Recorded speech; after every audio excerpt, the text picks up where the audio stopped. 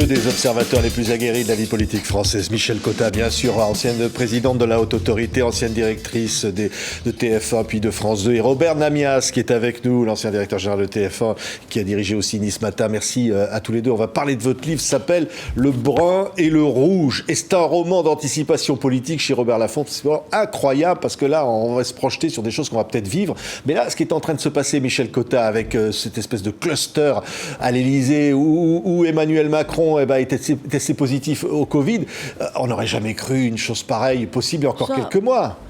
Ça, il y a beaucoup de chefs d'État qui ont été touchés. Moi, je voudrais dire que je me demandais quand, à force de voir tellement de monde, parce qu'on le voit toucher des gens, plonger dans la foule, même avec un masque, bon, c'est presque curieux que ça soit pas fait avant. Moyennant quoi, c'est quand même effectivement ennuyeux pour la marche du gouvernement, puisque tout le monde était avec lui. Donc, du Premier ministre au président de l'Assemblée nationale, tout le monde est dans la même barque, oui. si j'ose dire. Mais enfin, bon... oui. Ça pose la question de la transparence. Robert Namias, là, l'Élysée est transparent. Complètement transparent, parce qu'au fond, ça a quand même valeur pédagogique. Ça dit une chose, c'est que personne n'est à l'abri. Et que le président de la République française, pas plus que ne l'ont été effectivement le Premier ministre britannique, le président brésilien, le président américain, beaucoup de ministres français, et qui ont parfois été durement touchés, comme Bruno Le Maire, qui vraiment a eu une forme assez difficile, assez sévère du Covid, et puis Agnès Pannier-Runacher, et puis Riester, au début d'ailleurs de la contamination. Tout cela prouve que effectivement, quelles que soient les précautions, quelles que soient les mesures barrières, et Dieu sait s'il faut les appliquer, on n'est pas complètement à l'abri. Et qu'on voit bien que là, compte tenu des mouvements et des relations interpolitiques considérables, oui. Il y avait eu le sommet européen la veille, il est évident que je crois que c'est pas très surprenant. Objectivement, ça n'est pas très surprenant. Est-ce que ça a des conséquences politiques, Michel Cotta? Moi, je pense que non. Voilà, je suis indigné quand je vois des gens dire « Ah oui, mais alors, sa sécurité, ça pose un problème. » Bon, non, voilà, c'est normal, il y a eu beaucoup de gens. Je trouve que ça ne pose pas un problème politique, ça pose un problème de fonctionnement, c'est sûr. Et puis, à mon avis, pour les sommets, pour longtemps, ils se feront en téléconférence, parce que pour une fois où ils sont ensemble, alors qu'il y a eu tellement de sommets, on les a vus derrière leurs écrans, ça pose effectivement le problème de Charles Michel, etc. Et donc, oui, ça pose un problème de fonctionnement. Oui, et l'exemplarité, au fond, oui. Encore avons-nous la chance d'avoir un président jeune, parce que... à 40 ans, bon, 42 ans, il fêtera son anniversaire là bientôt, 43 ans, mais on a encore de la chance qu'en principe, ce soit les populations les moins menacées. Oui, mais l'exemplarité, je disais Robert Namias, faut dire aux Français, voilà, on avait entendu Richard Ferrand, le président de l'Assemblée nationale, qui disait chacun est responsable lorsque les mauvais comportements, voilà. Oui, là, de ce point de vue-là, il a remis le fait de se taire, ainsi que d'autres, le préfet allemand aussi d'ailleurs, qui n'a pas été très habile dans ses propos. Ça dit aussi quelque chose, les réactions que l'on a depuis quelques heures à l'annonce de la positivité du président Macron, ça dit quelque chose de l'état de la France aussi. Parce qu'on voit bien quand même que beaucoup ont souligné, notamment qu'il avait fait un déjeuner avec les représentants de l'ensemble des groupes parlementaires, plus de 6 personnes, un dîner avec l'ensemble des dirigeants du parti En Marche, plus de 6 personnes, et donc au fond, peut-être que lui-même n'a pas tout à fait respecté les consignes qui étaient données. La vérité, c'est que, oui, c'est un dîner de travail, après tout, il y a plus de 6 membres à l'Assemblée nationale, formation à l'Assemblée nationale, donc ça n'était pas non plus logique. Ce qui est très intéressant, c'est que, au fond, même aux États-Unis, quand Trump a annoncé sa positivité, on n'a pas vu Bernie Sanders, qui est plus à gauche que la France insoumise, ou en tous les cas tout aussi à gauche, réagir comme ont réagi un certain nombre de responsables politiques français. Et comme l'on voit également un certain nombre de réactions, beaucoup de réactions sur Twitter et sur les réseaux sociaux. Ça dit... C'est dans la suite logique de ce qu'est l'état de la France aujourd'hui et de l'espèce de délitement de la France. La démocratie souffre en France plus qu'ailleurs, plus même peut-être qu'aux États-Unis. malgré Trump. Ça rejoint peut-être d'ailleurs Oui. notre livre. On va en parler, Michel Cotta. Oui, c'est ça. Ça dit ça aussi. Au fond, l'absence d'unité derrière Macron, oui, qui est malade, ça enfin, dit, qui a des l'absence symptômes. d'unité, ça dit l'incorrection de la conduite des gens, parce que généralement, quand quelqu'un est malade, on s'inquiète et on l'engueule pas parce qu'il est malade.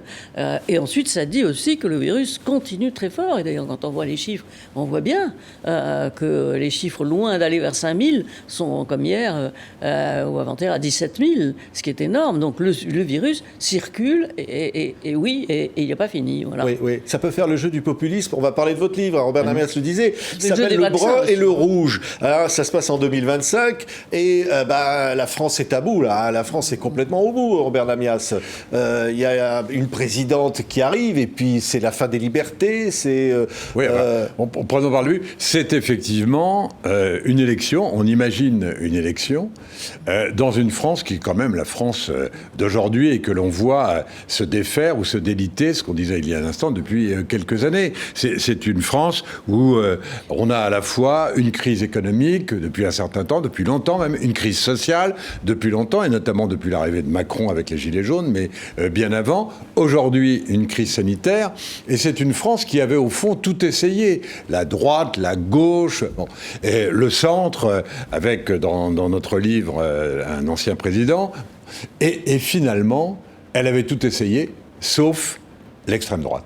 Et nous, ce qu'on imagine, c'est que la situation actuelle fait que, au fond, une candidate populiste d'extrême droite peut tout à fait aujourd'hui être élue en France. Elle s'appelle dans votre livre Charlotte Despnous. Mais c'est un joli nom, d'ailleurs. C'est un joli nom, mais la France c'est une catastrophe. Ça va très mal se finir. Au bout de 2 ans, effectivement. Non, ce que nous montrons surtout, c'est que dans un premier temps, elle est élue justement parce qu'on ne l'a pas essayé jusqu'à maintenant. Et dans un premier temps, il y a un assentiment, et de l'extrême gauche et de l'extrême droite autour d'elle, et puis des gens qui se disent, après tout, on a besoin d'autorité, c'est très bien. Mais ce qu'on voulait démontrer, c'est que on n'a pas rien, tout a son cheminement.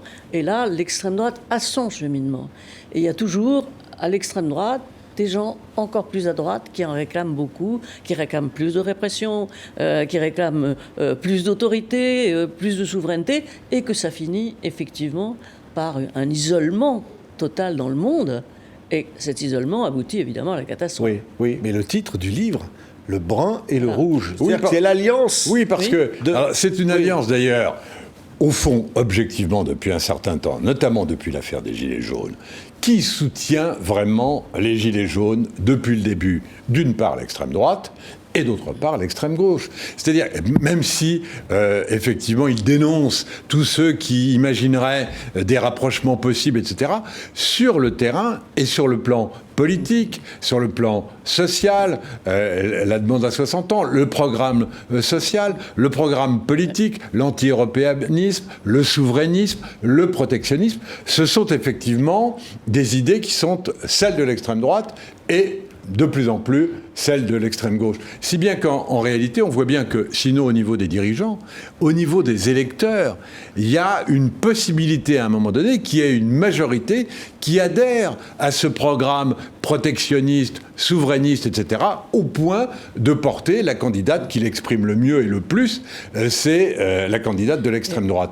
Avec l'extrême gauche qui finalement, dans le fil de notre livre, s'avérera comme, une fois de plus, l'idiot utile, le cocu, car effectivement, l'extrême droite s'installera et chassera finalement l'extrême gauche. Oui, c'est un thriller politique, parce que c'est un roman. Oui, voilà. En même temps, basé sur les connaissances que vous avez tous les deux. On était en train de parler un peu de l'état de la France. Là, nous, c'est un roman, et on insiste beaucoup là-dessus. Oui, mais quand même basé sur tout ce que vous connaissez. Il y a quand même pas mal de meurtres de hauts dirigeants, de hauts patrons. Mais enfin, ça fait partie du genre de livre qu'on voulait écrire, c'est-à-dire un thriller. Et au fond, souvent, on dit plus la vérité dans une fiction qu'on ose la dire dans des essais. Alors, mais vous dites que tout ça, quand même, peut arriver.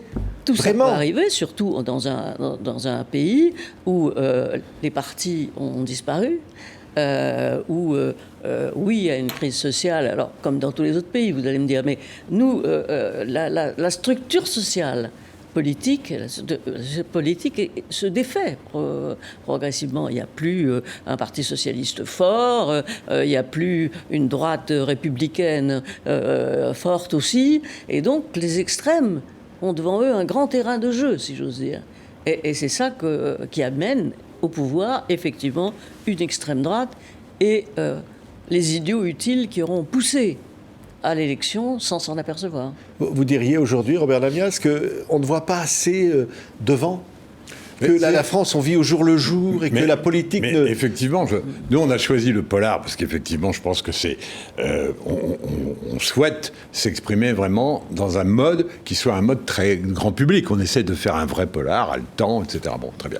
Mais la vérité, c'est que quand on regarde bien ce qui se passe, même encore ces derniers jours, ces dernières semaines, avec les manifestations extrêmement violentes, certes très, très, très minoritaires, mais extrêmement violentes à Paris, etc., quand même... alimenté pour l'essentiel, les Black Blocs notamment, alimenté pour l'essentiel par l'extrême gauche, même s'il y a toujours un jeu très bizarre de l'extrême droite, mais alimenté pour l'essentiel par l'extrême gauche.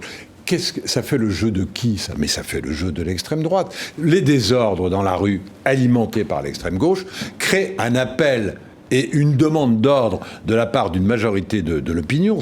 Mais c'est clair, c'est évident, c'est historique d'ailleurs, ça s'est toujours produit ainsi, qui fait que en fait, ce qui se passe actuellement crée les conditions d'arriver au pouvoir d'une droite dure, voire d'une droite extrême, voire de l'extrême droite. Oui, même si, pour l'instant, il n'y a pas d'alliance entre Mélenchon... Mais il n'y aura pas d'alliance au sommet. Regardez les programmes. Ils sont effectivement très, très proches sur le SMIC, sur la retraite.